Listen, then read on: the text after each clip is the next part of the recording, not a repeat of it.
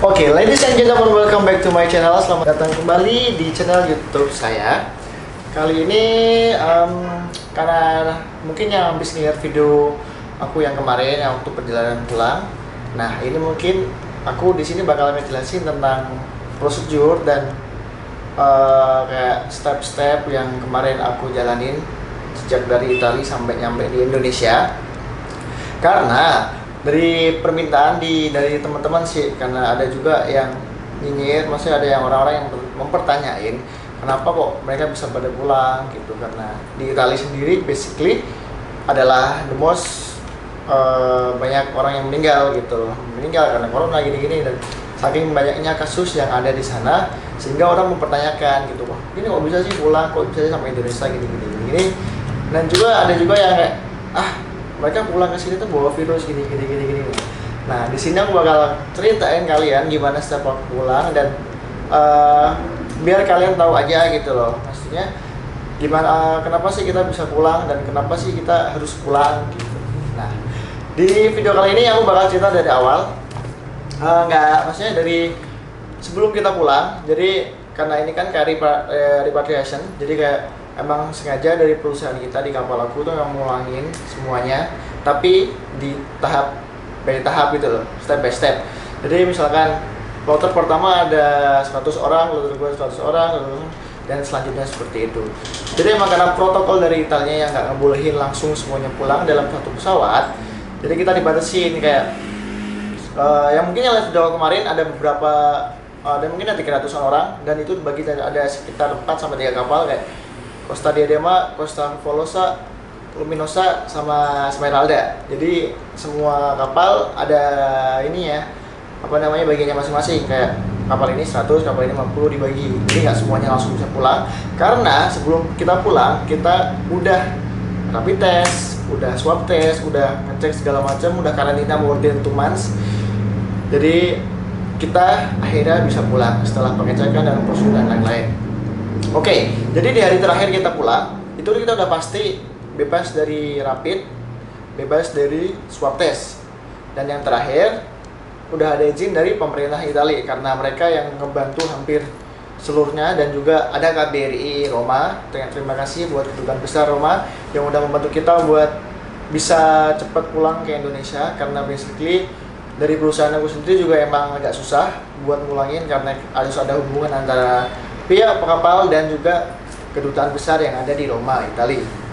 Jadi di terakhir hari kita pulang, mungkin yang lihat video aku, jadi ada sekitar 10 orang per bis, dan juga itu dibagi ada beberapa bus sampai juga di bandara. Jadi itu mungkin perjalanan yang amat panjang sih.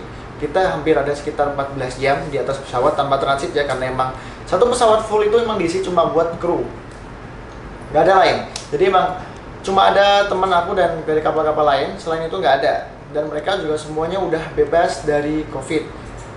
Dalam bisa dipanggil juga, mereka istilah lain juga, mereka udah swab dan udah dirapid. Makanya semuanya bisa pulang. Jadi dalam satu pesawat, kita tuh semua udah negatif rapid dan juga negatif swab test. Oke, jadi ada sekitar 300 orang dalam satu pesawat. Terus pesawat kita emang cuma diisi oleh kru, oleh kapal. Jadi kita nyampe itu sampai di Jakarta emang tanpa transit, tanpa berhenti di tempat-tempat lain. Jadi kita dari Bandara Roma, dari Roma Airport sampai ke Soekarno-Hatta itu emang direct. Jadi tanpa transit, tanpa kita memegang apapun, tanpa ketemu siapapun, emang pure teman-teman dari kapal semua. Terus sampai di Jakarta itu sekitar, jadi kita perjalanan misalkan nih buat tanggal 6 siang. Jadi tanggal 6 siang kita udah ada di Bandara Roma, dan kita nyampe di Jakarta itu sekitar tanggal 7 jam 1 siang. Oke, jadi sehari mungkin satu malam kita ada di terbang dari Roma ke Jakarta, karena perbedaan waktu juga ya, selisih waktu juga. Jadi begitu nyampe kita di Jakarta jam 1 siang, kita nggak langsung keluar cuy. Jadi ada kayak ngelain dulu, karena bandara tutup kan, jadi emang khusus buka buat repatriation. Jadi emang buat pemulangan ABK, anak buah kapal. Jadi kita ngelain dulu dari jam 1 tuh, kita keluarnya tuh pelan-pelan, terus rombongan hati-hati, dan kita juga ada jarak gitu, kita jaga jarak dengan protokol yang ada di bandara. Kita bisa keluar dari bandara jam 9 malam. Nah, kenapa kita bisa keluar sampai jam 9 malam? Jadi antara jam 1 siang sampai jam 9 malam kita tuh di bandara cuy, bener-bener di bandara. Saat itu lagi puasa, jadi kita tanpa makan, cuma minum alkohol doang, tanpa ada apa sih, bekal dari yang juga nggak ada, karena memang bandara pure totally close. Jadi kita ngelain, suruh ngisi formulir, suruh ngisi surat kesehatan, suruh ngisi perjalanan gini-gini. Untungnya karena kita udah hampir, mungkin ada teman-teman dari kapal lain juga yang udah ngejalanin 3 sampai lebih lah dia karantina, karena emang kita dari bulan Maret udah memang udah nggak kerja gitu. Bayangin Maret, April, Mei. Jadi udah hampir 3 bulan kita nggak kerja. Jadi emang posisinya kita emang lagi di karantina di kapal, dan itu satu orang satu kamar 1 orang. Jadi emang bener-bener karantina. Terus beberapa teman dari saya juga ada yang udah ngejalanin 3 sampai 4 kali swab test gitu. Lo bayangin aja. Sedangkan untungnya aku cuma sekali sih, karena emang pas banget dari minggu depan pemulangan, sebelumnya aku udah tes. Jadi pas itu hasil keluar kita bisa pulang. Karena beberapa teman juga ada yang pending yang harusnya pulang bulan kemarin, akhirnya bisa pulang bulan depan, ada yang udah beberapa bulan selanjutnya, dan akhirnya bisa pulang. Jadi balik lagi ke Jakarta. Sesampainya kita di Jakarta, kita kan suruh ngisi semua itu yang formulir segala macam, sambil ke line. Habis itu setelah kita ngisi formulir, ada pengecekan suhu. Semuanya suhu dicek, bla bla bla bla, jadi gantian. Berarti makanya lama banget ya pokoknya. Pokoknya Maghrib tuh kita masih ada pengecekan suhu. Habis itu mungkin yang bikin lama adalah setelah pengecekan suhu kita ada tes suhu lagi. Ada tes darah. Tes tekanan suhu badan, terus tekanan darah, terus apa lagi ya, lupa. Pokoknya habis itu kita ada rapid. Oh iya, jadi nih buat yang nggak tahu, sebelum kita pulang kita punya dokumen segede banyaknya cuy. Aslinya banyak banget. Dan keisi ada beberapa dokumen dari Italia, dari Port of Piombino, yang dimana kita waktu itu kapal nyandar, yang kasih tahu bahwa kita itu bebas COVID. Terus ada juga dari agensi yang ngurusin. Terus apa lagi sih? Ada flight detail, terus ada banyak lah kayak pernyataan-pernyataan gitu, bahwa yang memberitahu bahwa kita itu sehat dari COVID-19. Ada sertifikat juga dan lain-lain. Nah, yang aku bilang tadi kita ngisi formulir adalah formulir ini. Jadi ini adalah yellow card, adalah kartu kewaspadaan kesehatan, health card. Jadi Kementerian Kesehatan, ketika kalian sampai di bandara, kalian bakal ngisi kayak gini nih. Dan ini ya adalah pegangan buat kalian, gimana untuk bukti bahwa kalian itu sehat dan kalian udah ngejalanin semua protokol yang ada. Jadi buat kalian yang sok tahu, yang sok-sokan bilang kalau kita bawa virus, kita itu kotor kayak gini tuh, kalian semua mikir. Jadi kalian sendiri yang ngomong itu belum tentu sehat, karena kalian juga belum dites gitu. Kita udah asli, udah jelas-jelas dites, kita udah punya surat segala macam, udah menjalani ini itu swab sampai rapid, sampai ngeluaran berlubang kayak semen kayak selang. Jadi ada juga Kementerian Kesehatan yang ini adalah clearance kesehatan yang berisi hasil pengurangan suhu, saturasi, dan denyut nadi. Nah, dan di sini dijelaskan bahwa penumpang diminta agar melakukan karantina mandiri di tempat tinggal masing-masing selama 14 hari ke depan, karena hasil kita negatif dari rapid dan segala macam, dari suhu semua negatif. Jadi dari pihak Kesehatan Republik Indonesia masih tahu kita buat stay di rumah karantina. Ini gelombang ini karena aku kloter pertama, jadi tanpa ada swab ya gitu. Jadi begitu sampai rapid terus ini segala macam, akhirnya kita bisa pulang di rumah masing-masing dan menjalani karantina. Tapi kemarin teman aku yang pulang minggu-minggu kemarin, mereka ada swab test. Jadi setelah rapid dari bandara, mereka ngejalanin swab test lagi di Wisma Atlet. Jadi mohon perhatian dan mohon pengertiannya. Kita di sini tuh pulang bukan tanpa alasan gitu loh. Dari pihak perusahaan juga emang udah nggak bekerja, udah nggak bisa beroperasi lagi. Akhirnya mereka harus ngulangin kita, dan mereka tanggung jawab mereka nggak sampai di situ. Jadi untuk make sure bahwa kita sampai rumah dengan keadaan sehat, selamat dan bebas dari COVID, itu tanggung jawab mereka banget. Jadi makanya kita bisa pulang itu juga karena protokol kesehatan yang ada. Kita emang benar-benar sehat, kita benar-benar selamat, kita benar-benar bebas dari apapun. Makanya kita bisa pulang gitu. Jadi tolong mohon nih gitu loh, tolong dijaga ya mulut-mulutnya gitu. Mulai kayak gini kan nggak baik gitu loh, ngomong-ngomong di belakang, ngomong-ngomong di sosial media bahwa kita lagi di bla bla bla bla bla. Dan untuk media gitu, jangan terlalu lebih-lebihin gitu. Kayak pas kemarin contohnya pas aku pulang, sedikit cerita nih. Jadi mungkin ini bukan klarifikasi, tapi aku ceritain lagi aja karena aku mau ngupload video waktu itu juga situasinya lagi crowded banget, situasinya emang lagi hektik banget, nggak tahu, lagi kacau banget. Aku mau coba bilang tapi takutnya ntar makin mau panjang gitu. Jadi di kesempatan kali ini aku bakal cerita. Mungkin kalian yang lihat berita dari Kompas dan Detik kalau nggak salah, yang diupload juga sama Lambitura, yang ngebilangin bahwa 8 ABK kapal pesiar yang pulang itu positif corona. Padahal nih, waktu itu seperti yang aku ceritain, waktu kita udah pengecekan suhu macam-macam dan lain-lain, kita kan ada rapid. Nah, di rapid itu ada sekitar 8 orang. Emang teman-teman saya yang dites dalam rapid itu reaktif atau positif. Jadi mereka harus melanjutkan pengecekan ulang lagi, PCR, swab dan lain-lain di Wisma Atlet, di rumah sakit rujukan. Tapi media-media yang upload berita itu tuh malam itu juga beritanya keluar bahwa memberitakan kalau kita tuh, kalau 8 ABK tadi itu positif, padahal itu cuma positif rapid test gitu, hasilnya mereka positif, bukan positif corona gitu loh.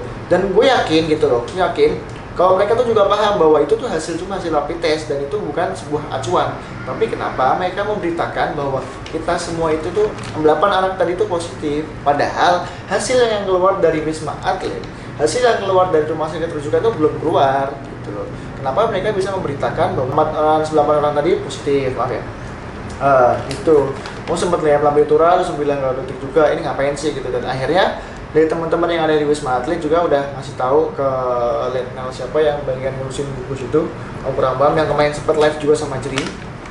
Jadi, nah itu orang udah kasih tahu bahwa emang media aja yang emang terlalu melebih-lebihkan gitu loh. Hasil yang belum keluar dari Wisma Atlet tadi itu hasilnya belum ada, tapi udah beritain kalau mereka positif. Dan jeleknya di besoknya nih, jadi kan malam itu di tes rapid mereka positif, dan malam itu juga berita keluar besoknya teman aku yang dibawa ke rumah Wisma Atlet itu, setelah mereka menjalani PCR, swab test dan lain-lain, mereka negatif dan mereka bisa pulang. Sedangkan beritanya udah keluar, jadi kan anjing ya kan? Beritanya hasilnya belum keluar, beritanya udah keluar, kasih tahu duluan gitu loh. Nah itu sih, jadi kita flashback ke masalah sebelumnya. Aku kasih tahu kalian, jadi emang sebenarnya media itu emang terlalu lebay gitu loh. Hal-hal yang maksudnya bisa bisa dicegah gitu loh, kayak jangan provokasi, jangan terlalu buat orang-orang semakin takut gitu. Padahal biasa aja gitu. Ini ya kita tetap perlu hati-hati, tapi kan ya nggak terlalu buat berita yang enggak kayak gitu loh, dimana dia udah memutar balikan fakta gitu, dimana hasilnya adalah negatif dan mereka bilang itu hasilnya positif gitu. Ya lebih dikurasi lagi lah gitu, janganlah nyebar ketakutan kepada semua orang. Dan gila responnya aku lihat di Lambitura yang di komennya itu emang kacau banget. Ada sekitar 8 lebih lah, ada 6 ribuan komen yang marah-marah sia-sia gini, dan udah terlanjur it is too late gitu loh. Berita udah naik, semua orang komen, mau klarifikasi kayak gimana pun juga percuma gitu. Nah itu, jadi ya apa ya, dari aku yang bisa saranin gitu loh, teman-teman yang lain yang maksudnya nggak begitu tahu, yang nggak begitu paham, kurangin gitu loh komen-komen. Kalian boleh kritik sama pun, tapi jangan menyerang salah satu pihak gitu, jangan menjelek-jelekan ya. pelaut tuh pulang bawa virus, pelaut tuh pulang tuh bawa penyakit gitu, please gitu. Kita juga sayang keluarga kita gitu, tapi kita juga nggak bisa stay di sana karena gimana kita bisa stay gitu loh. Gimana kita bisa stay di sana kalau di sana juga situasinya lagi kacau, perusahaan lagi bener-bener stuck operasional, nggak ada support, nggak ada pemasukan, nggak ada income sama sekali. Jadi emang kita harus pulang. Makanya untuk pemulangannya pun mereka juga make sure bahwa kita tuh semua sehat. Dan kayak aku pun juga, karena kita semua punya keluarga men gitu, kita semua punya, mungkin teman-teman yang lain, teman-teman aku yang punya anak udah pada punya cucu, kita juga semua pengen pulang, pengen ngejaga keluarga kita masing-masing, dan gak ada satupun dari kita tuh pengen keluarga kita sakit. Mana ada seorang yang mau melihat orang yang kita sayang itu sakit.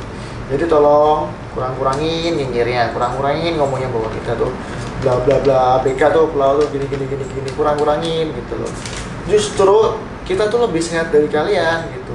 Kalian kalau kalian tahu, sebelum kita naik kapal ya, sebelum ada COVID nih, sebelum kita naik kapal kita tuh udah vaksin kayak MMR, ada vaksin, banyaklah beberapa vaksin yang membuat kita tuh imun kita tuh tinggi, imun kita tuh kuat, dan jarang membuat apa, ada juga apa namanya vaksin flu di mana kita harus menjaga, karena kita kan interaksi sama tamu ya gitu, jangan sampai kita sakit, kita punya flu atau macam-macam. Jadi sebelum kita naik kapal kita tuh udah divaksin men, itu jauh sebelum ada COVID, jauh sebelum ada COVID kita tuh udah punya vaksin duluan. Itu bukan vaksin COVID sih, tapi itu buat flu dan lain-lain, ada banyak lah macam-macamnya. Terus kemarin juga waktu kita pulang, kita juga udah dites dalam bentuk segala macam kan. Karantina pun kita sampai sebosan-bosannya gitu loh. Kita nggak pernah ketemu siapapun orang-orang luar, karena kita tuh cuma diem di kapal, dan di kapal tuh cuma kru doang, dan semua kru tuh sehat gitu, dan semua kru tuh udah dites gitu. Jadi emang kita pure, totally sehat, meskipun maybe gitu loh di jalan kita bisa megang apapun, tapi dari sana sampai sini kita pastiin 100% bahwa kita tuh sehat. Dan sampai rumah pun kita juga karantina mandiri 14 hari. Kita nggak ketemu sama orang tua, kita nggak ketemu sama anak-anak kita juga, kita memang benar-benar karantina mandiri. Jadi itu aja sih yang bisa aku ceritain, yang bisa aku ceritain itu perjalanan pulang kemarin, surat dan segala macam protokol yang ada, tolong kurang-kurangin ya gitu loh. Soalnya dari teman-teman yang lain juga mau speak up, tapi ya berita udah terlanjur up, semua udah menganggap bahwa pelautnya gini-gini. Aku cuma meluruskan aja gitu loh. Kita juga pengen pulang, kita juga pengen stay di rumah, ngejaga orang tua, ngejaga apapun. Soalnya apa?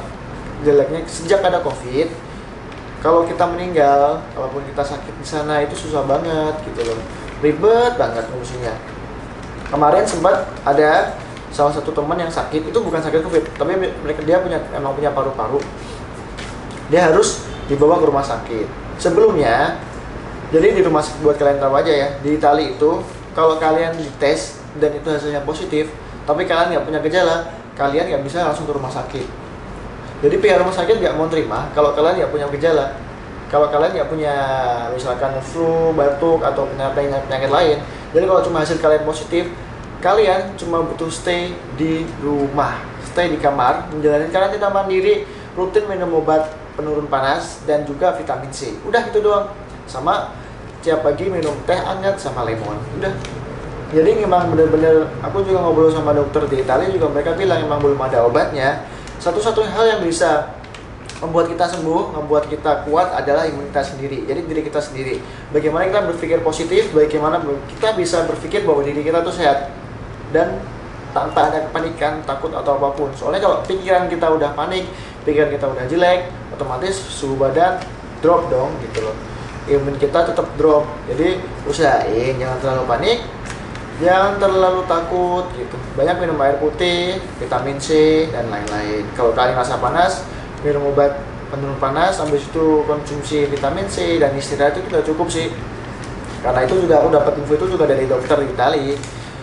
Kecuali kalian punya penyakit penyakit kronis, paru-paru, punya komplikasi, punya jantung dan lain-lain, itu kalian harus dapat penanganan lebih. Jadi mungkin itu aja yang bisa aku ceritain, yang bisa aku kasih tahu, yang bisa aku lurusin. Intinya teman-teman gitu loh, di saat kayak gini marilah kita nggak usah saling serang, nggak usah saling ngejelek-jelekin yang lain satu sama lain. Kita sama-sama di sini adalah korban. Kita bukannya sok-sokan, tapi emang dari kita sendiri, dari teman-teman semua itu tuh juga harus ngasih tahu ke kalian, karena banyak dari teman-teman yang marah, yang emosi, yang juga kesel ngelihat berita-berita dan juga omong-omongan orang lain dan anak yang lain. Jadi tolong ya gitu, kita di sini sama-sama warga Indonesia, sama-sama netizen budiman gitu loh. Jadi tolong jangan nyebarin hal-hal yang negatif gitu, berita hoax gitu, terus nyebarin hate speech kayak nyerang salah satu pihak gitu. Kita saling jaga satu sama lain, kita jaga diri kita masing-masing. Jaga pola makan, jaga pola tidur, minum air putih yang banyak, dan juga jaga kesehatan. Kita semua menjaga diri kita masing-masing. Itu aja sih pesan aku, dan dari teman-teman yang lain juga, bahwa mari kita perangi ini semua. Semoga semua bisa balik lagi ke dunia yang normal lagi, ke semua orang bisa kerja, kita bisa kembali beraktivitas seperti biasanya. Jadi tolong teman-teman ya, mungkin cukup itu yang bisa aku sampaikan di video kali ini, atau mungkin barangkali kalian belum lihat video aku yang selanjutnya, bisa lihat di bawah sini. Dan juga terima kasih untuk semuanya. Thank you so much for watching. Salam dari teman-teman pelaut yang lain, dan stay healthy and stay safe. Bye bye. Thank you so much.